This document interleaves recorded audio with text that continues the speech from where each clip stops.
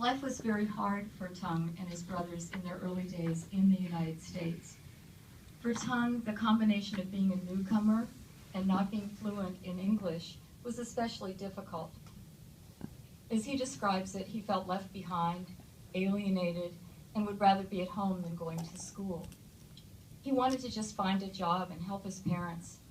And because he felt so excluded at school, he came to believe that he needed to find a way to survive and gravitated toward people who would accept him, people who had similar experiences and who created a circle of protection and acceptance.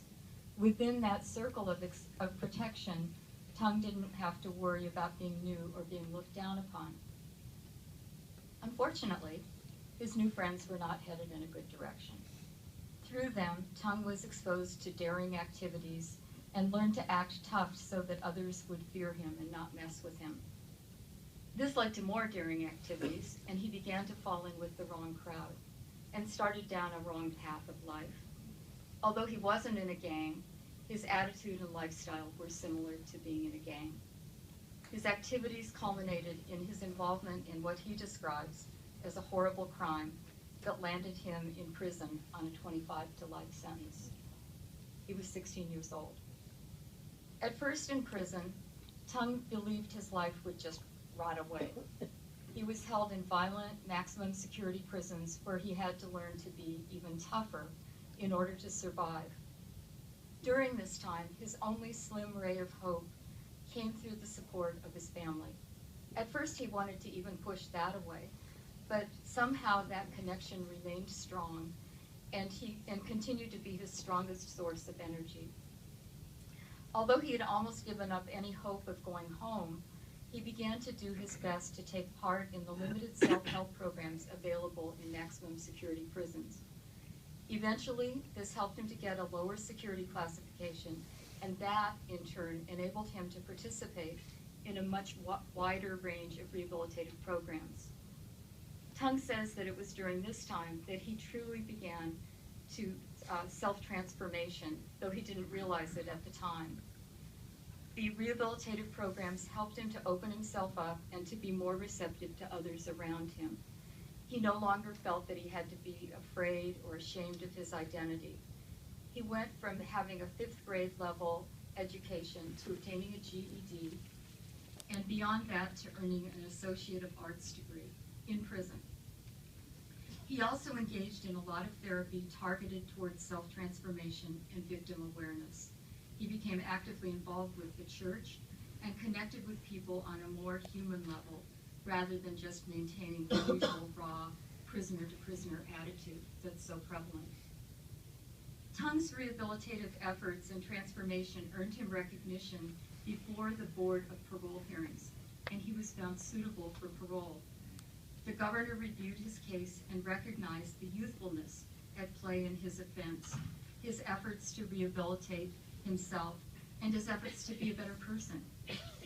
The governor modified the board decision, which had ordered a future release date of 2023, and ordered his immediate release from prison. He was one out of 70 people who was paroled at the time these reviews were going on. He was released from prison on April 13th, 2011, the same date he committed his crime 18 years earlier. Back in the community, Tung began working at a dry cleaning shop 5 days a week, and he's been doing that for 2 years now. He also cares for his girlfriend's son, including working on homework, and helps out his family.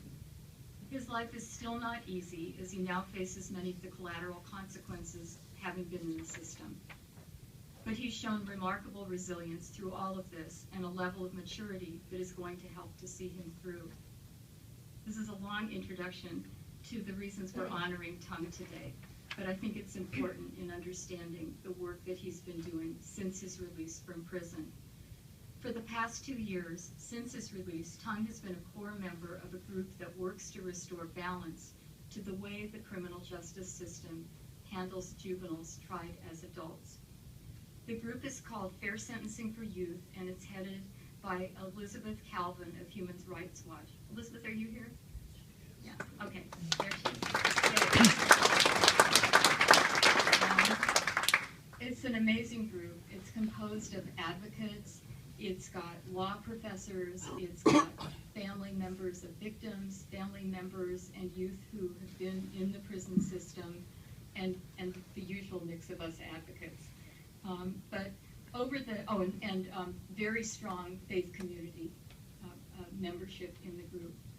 Over the past 2 years, this group has successfully sponsored landmark legislation calling for the state to review the sentences of young people tried in the adult system, both life without parole sentences, which was SB 9, and then this past year, SB 260, which deals with extreme sentences that are something less than life without parole. The road to getting these bills was strewn with boulders, and the Fair Sentencing for Youth group met constantly to draft and redraft the bills, and to react and readjust to situations that threatened our success. Tung Nguyen was a core member of the group that worked on this legislation, and because of his personal experience with the parole process, he was able to point out issues that nobody else saw to help us avoid pitfalls in the final language that went forward in the bills. He constantly provided knowledgeable, thoughtful input as we navigated through the legislative process.